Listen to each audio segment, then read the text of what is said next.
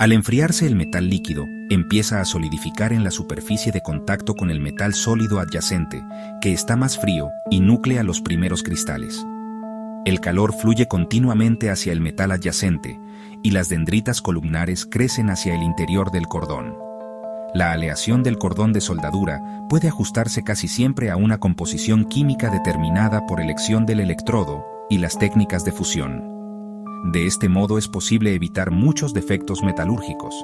Lo que ya no es tan fácil es controlar el metal que se suelda, puesto que forma parte de una estructura y se selecciona para que tenga las propiedades mecánicas adecuadas y no para que sea idealmente adecuado para la soldadura. Por este motivo, las mayores limitaciones en soldadura suelen proceder del metal a soldar y no del cordón. Al soldar, mientras el metal del cordón permanece en estado líquido, disuelve gases en cantidad mayor de los que puede mantener cuando solidifica, por lo que se produce un desprendimiento gaseoso. Si la solidificación es rápida, algunas burbujas quedan atrapadas en el cordón formando sopladuras. Este problema es muy parecido al de la formación de sopladuras en las piezas moldeadas, pero se diferencia de él en dos aspectos importantes. A. El calentamiento y el enfriamiento son mucho más rápidos que en la fabricación de piezas moldeadas, ya que el metal a unir actúa de molde metálico y, por tanto, con gran velocidad de enfriamiento. El metal permanece fundido mucho menos tiempo, por lo que disminuye la cantidad de gas disuelto y no se formarán grandes sopladuras. B. Se pueden controlar bastante bien la atmósfera de la región de la soldadura y la escoria que se forma sobre el cordón, ajustando la naturaleza del revestimiento del electrodo. De este modo, se evita que se disuelva una cantidad muy grande de gases. Las velocidades de enfriamiento, relativamente rápidas, se traducen en granos relativamente pequeños en el cordón de soldadura y, en general, en una gran ductilidad de este metal o elevada tenacidad. La segregación es la causa de la presencia de planos débiles en los lingotes, donde las dendritas se ponen en contacto formando ángulos casi rectos, y pueden provocar igual debilidad en el cordón de soldadura. Sin embargo, este peligro no es importante, porque las dendritas del cordón crecen desde los lados y no hay facilidades para que queden atrapadas impurezas de punto de fusión más bajo en el plano central de la soldadura. Si las aleaciones solidifican con relativa lentitud, se puede producir una segregación intergranular excesiva. No es peligrosa en los aceros al carbono, pero se manifiesta claramente, con resultados negativos, en los aceros inoxidables y en los metales no férreos. En las operaciones de fabricación del acero, las escorias están encargadas de una importante misión de afino: eliminación de impurezas. Lo mismo ocurre en la soldadura con arco eléctrico de electrodo metálico revestido, o con arco sumergido en el fundente granulado. Las escorias formadas purifican el cordón de soldadura. Si bien el tiempo de contacto es muy corto, la temperatura es muy elevada y las reacciones muy rápidas. Cuando se emplean electrodos revestidos, que producen mucha escoria, hay peligro de que alguna quede atrapada por el metal que solidifica. La escoria tiende a salir a la superficie por razones de densidad y tensión superficial, pero si se trabaja inadecuadamente, pueden resultar inclusiones que debilitan mecánicamente la soldadura. Estas inclusiones de escoria no suelen perturbar cuando la soldadura se hace con una sola pasada, pero cuando se lleva a cabo en varios pasos, es muy fácil que, si no se ha eliminado totalmente la escoria superficial del paso anterior, queden inclusiones perjudiciales. En los procesos de soldadura en los que existe fusión, el metal adyacente al cordón de soldadura puede quedar afectado beneficiosa o perjudicialmente por la operación de soldadura. Durante el procedimiento de la soldadura, esta zona se calienta y se enfría. Experimenta un tratamiento térmico. En unos casos puede templarse y fragilizarse, y agrietarse en el enfriamiento, mientras que en otros se puede recocer y ablandar. Tales efectos del tratamiento térmico son deseables o no, según las aplicaciones del objeto metálico soldado. El metal a soldar puede resultar deteriorado por la soldadura, o mejorado en sus propiedades mecánicas, o bien quedar prácticamente inalterado.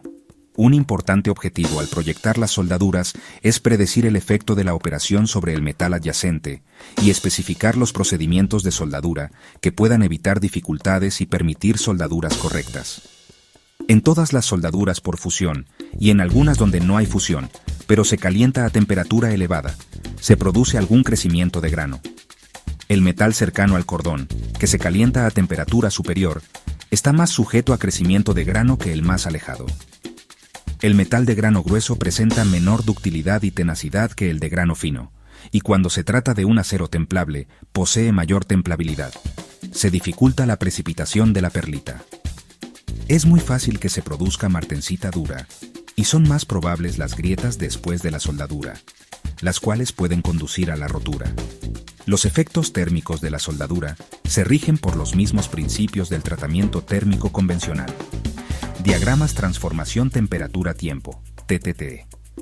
Pero en el tratamiento térmico del acero se desea obtener martensita dura, a la que se quita fragilidad con el revenido, mientras que en la soldadura lo que se pretende es que no se forme martensita y quede una microestructura de ferrita y perlita.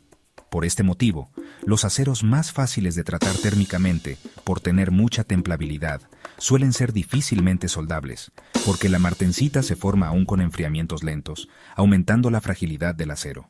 Zona afectada por el calor. En los procesos de soldadura en los que existe fusión, el metal adyacente al cordón de soldadura puede quedar afectado beneficiosa o perjudicialmente por la operación de soldadura. Durante el procedimiento de la soldadura, esta zona se calienta y se enfría. Experimenta un tratamiento térmico. En unos casos puede templarse y fragilizarse, y agrietarse en el enfriamiento, mientras que en otros se puede recocer y ablandar. Tales efectos del tratamiento térmico son deseables o no, según las aplicaciones del objeto metálico soldado. El metal a soldar puede resultar deteriorado por la soldadura, o mejorado en sus propiedades mecánicas, o bien quedar prácticamente inalterado. Un importante objetivo al proyectar las soldaduras es predecir el efecto de la operación sobre el metal adyacente y especificar los procedimientos de soldadura que puedan evitar dificultades y permitir soldaduras correctas. En todas las soldaduras por fusión y en algunas donde no hay fusión, pero se calienta a temperatura elevada, se produce algún crecimiento de grano. El metal cercano al cordón, que se calienta a temperatura superior, está más sujeto a crecimiento de grano que el más alejado. El metal de grano grueso presenta menor ductilidad y tenacidad que el de grano fino, y cuando se trata de un acero templable, posee mayor templabilidad. Se dificulta la precipitación de la perlita. Es muy fácil que se produzca martensita dura y son más probables las grietas después de la soldadura, las cuales pueden conducir a la rotura. Tomando precauciones especiales, se evitan el agrietamiento y otros efectos perjudiciales en la soldadura. La formación de martensita se puede prevenir con mayor aportación de calor, porque si el material se precalienta, son menores los gradientes de temperatura entre el metal del cordón y el metal a soldar. El enfriamiento es más lento y puede darse tiempo para que se formen los constituyentes blandos ferrita y perlita. Figura 3. La mayoría de los elementos de aleación en el acero aumenta la templabilidad y es más difícil evitar la formación de la martensita. En los aceros aleados, el precalentamiento es imprescindible. El efecto de la soldadura en aceros se observa en la distribución de durezas con la distancia del cordón. Los constituyentes frágiles producen grietas al soldar, mientras que los blandos pueden deformarse plásticamente y originan una mejor distribución de tensiones. Las microestructuras dúctiles solo se agrietan con velocidades muy grandes de aplicación de las cargas, cuando la temperatura es muy baja y altera completamente las propiedades normales o cuando se producen concentraciones locales de tensiones excesivas. Figura 3. Esquema de las zonas existentes en la soldadura por fusión. 1. Ferrita pusaperlita, microestructura de Widmanstätten. 2. Martensita, Wischen-ferrita. 3. Microestructura de recocido. 4. Metal base sin afectar. Se deduce que son muy improbables las grietas cuando el metal del cordón y el adyacente se mantienen dúctiles en todo el proceso de soldadura. Si se forma martensita, es de esperar el agrietamiento. Si se evita su formación, no es probable que hayan grietas. La formación de martensita suele originar con frecuencia grietas microscópicas, que con el tiempo se agrandan. Procedimientos de soldadura.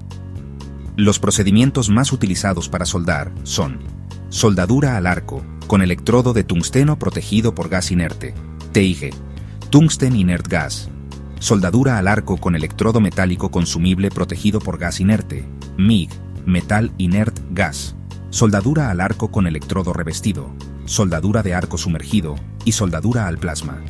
En la figura 4, se han esquematizado los principales procedimientos utilizados en la soldadura de los metales. Soldadura autógena.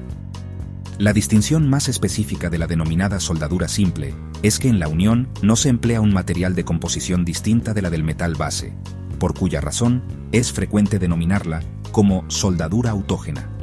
En la soldadura autógena se utilizan dos procedimientos fundamentales. A. Fusión únicamente del metal que se desea unir y B. Adición de un metal de relleno, de composición química análoga a la del metal base, y que al enfriarse une las partes que hay que soldar.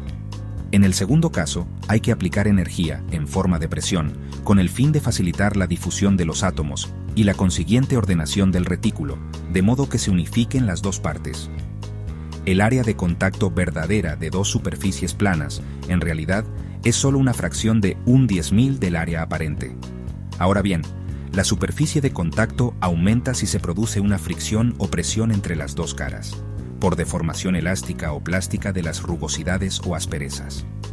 Puesto que la plasticidad de la superficie determina las áreas de contacto, estas no dependen solo de la temperatura, sino también del tiempo y de la presión de contacto. La soldadura autógena puede ser a gas o con arco. Soldadura a gas. La soldadura a gas genera calor porque se quema una mezcla de gas y oxígeno en la boquilla de la tobera de un mechero de soldar, y el dardo resultante es de temperatura muy elevada. Por este motivo, produce una fusión local del metal y la unión de los bordes de las piezas a unir. A veces, en este tipo de soldadura, pueden emplearse un material adicional, alambre de soldar, y un fundente en forma de polvos o de pasta. Los polvos y las pastas neutralizan el efecto del óxido metálico, combinación del metal con el oxígeno, producida por la reacción química de un metal calentado en presencia del oxígeno del aire, que se forma siempre en la superficie de la soldadura. Con el óxido metálico, el fundente forma escorias vítreas, fácilmente solubles, que protegen el lugar de la soldadura contra la adición del oxígeno del aire, y que después de la soldadura pueden quitarse fácilmente con un martillo. Otros polvos se evaporan o volatilizan después del trabajo de soldadura. Si se emplea una llama normal, reductora, puede prescindirse de los polvos de soldar, ya que los óxidos metálicos se reducen en estas condiciones.